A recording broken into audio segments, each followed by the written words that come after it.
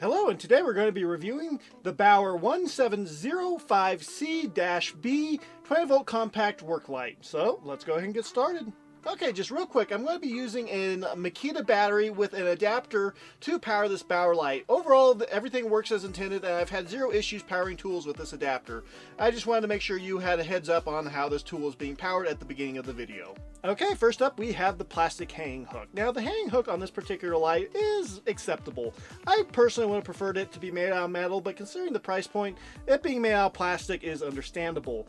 And well, quite frankly, the plastic actually seems fairly decent. It has quite a bit of flexibility, and it doesn't feel like it's going to snap if you bend it past a certain point, unlike some other lights I've reviewed in the past and their plastic hanging hooks. So overall, while you would prefer it to be made out of metal, it's still an acceptable performance. Now I also would recommend maybe not using this with anything over the 3 amp hour battery that Bauer offers. Anything heavier than that I would start to make me a little bit nervous, but you probably can. I just would rather err on the side of caution than well end up with a busted battery. But with that being said, it still passes even if I would prefer to be made out of metal. Okay, next up we have the hinge on this particular light.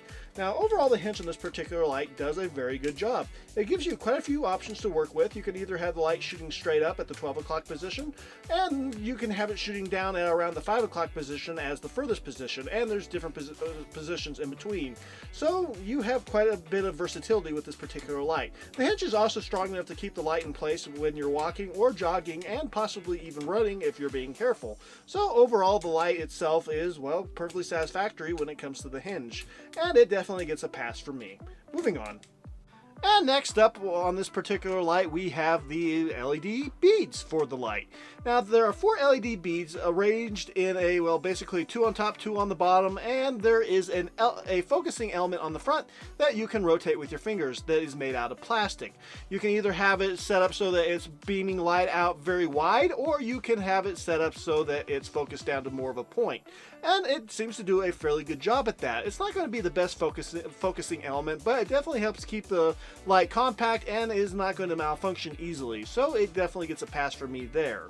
Now, one area of the light that could maybe use a little bit of an improvement would be the power button. The power button is a little bit on the small side, and I personally would like to have seen it be a little bit bigger. It's not an issue when you're barehanded, but if you're wearing thick gloves, it can be a little bit hard to access. But like I said, barehanded, no issues whatsoever. Now this light has 2 modes. It has a high mode, which is going to be the first option when you turn on the light, and it's going to have a low mode, which is the second option. Now I generally only use the first mode because it's bright enough for my purposes, and the second mode just is a little bit too dim for my liking. But if you're in an emergency situation and you need a light to operate for a long period of time, the second mode will be useful. Okay, let's talk about the area of the light. Now, when the light is about 8 feet away from an area you're trying to illuminate, you'll have a diameter of about 6 feet of light to work with, and it's a fairly bright center. So quite frankly, it is an acceptable performance here and is definitely doing a better job than other lights I've tested in the past. So this is acceptable.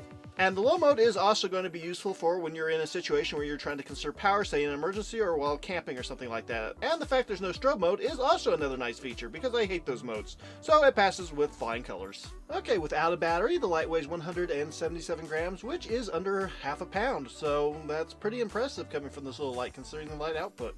With the adapter, it weighs 304 grams, which is about 0.7 pounds.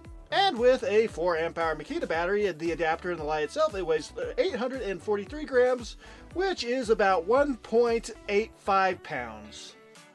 Okay, let's go ahead and compare the Bauer light against this Black & Decker light. Now, the reason why I'm comparing these two lights is because they're both under $20, they both have a tilting head, they both run off of a 20-volt battery, and, well, quite frankly, they're fairly similar in size. So, with that being said, let's go ahead and see how they stack up against each other. Okay, first up, we have the Bauer light. Now, the Bauer light is actually doing a very impressive job at, well, illuminating the middle of the frame, and you can still make out what's along the edges.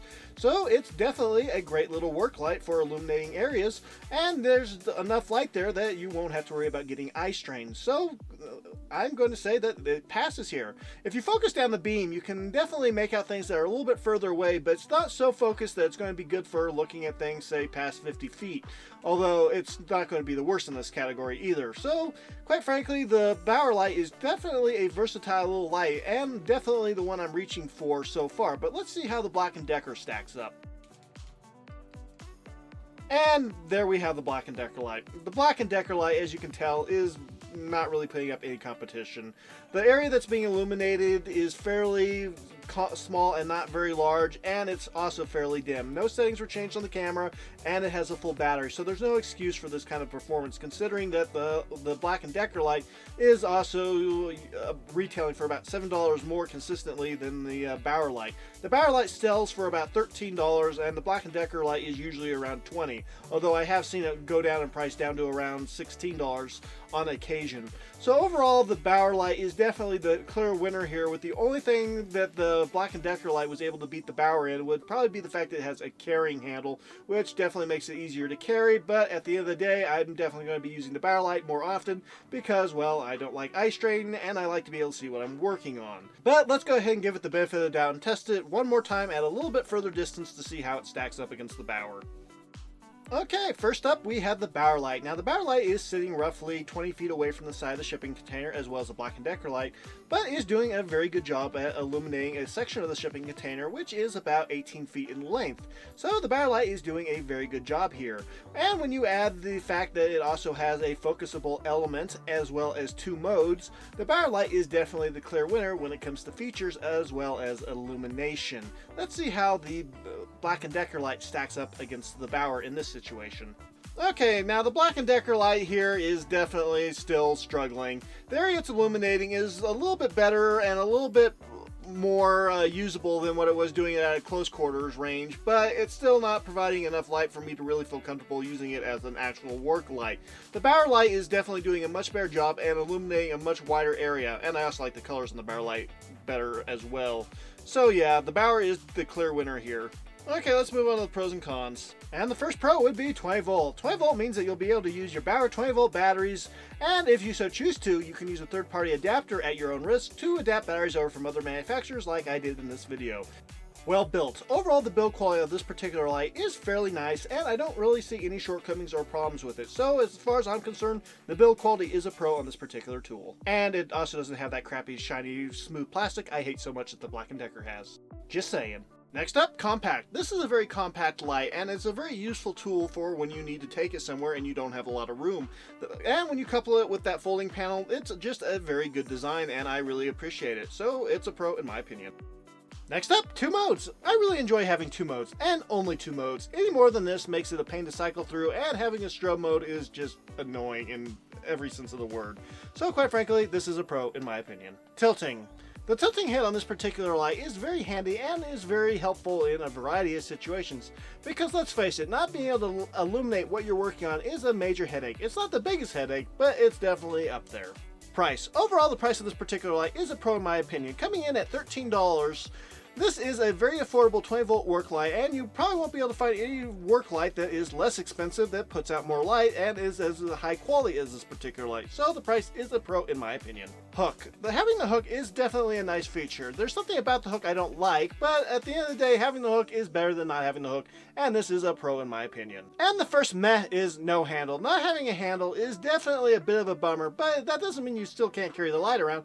It's just not as comfortable, but when you compare it against the Black & Decker light, it's still way brighter and way more useful. So while this isn't exactly a pro, this isn't a con either. It's just kind of meh. And about the only con I could really find would be the plastic hook, and it's really not that big of a con. I just wouldn't use this light with giant batteries, and I would definitely be very careful in cooler temperatures, say below freezing.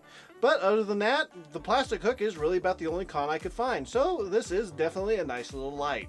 So that is it for the pros and cons. Final thoughts on this light. I'm really disappointed that Ryobi doesn't make this light. Quite frankly, this light is something I really wish it was in the Ryobi lineup and not in the Bauer lineup. But it's in the Bauer lineup, and it actually is a fantastic little light, and I don't really see any major shortcomings except for maybe the plastic hook and the power button being a little bit on the small side, but that's not really even a con in my opinion. Overall, this light is fantastic, and as long as you don't mind adapting batteries over from other brands, say DeWalt, Milwaukee, or Makita, or if you're just in the Bauer lineup, this is a great little light to consider and would definitely be something I would invest in considering the price is so low. So this light comes highly recommended. And that is it for this particular video. If you liked it, please like and subscribe. And just remember that you are the ones that pay the bills around here. Oh wait, you're not. So I guess we'll just see you next time. Maybe. God bless.